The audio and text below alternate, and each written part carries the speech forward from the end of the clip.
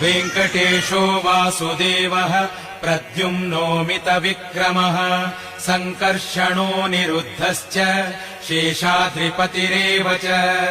जनार्दनः पद्मनाभो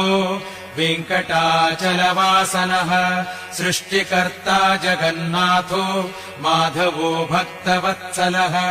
गोविन्दो गोपतिः कृष्णः केशवो गरुडध्वजः वराहो वामनश्चैव नारायण अधोक्षजः श्रीधरः पुण्डरीकाक्षः सर्वदेवसुतो हरिः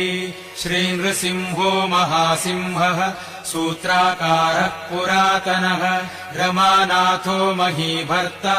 भूधरः पुरुषोत्तमः चोलपुत्रप्रियः शान्तो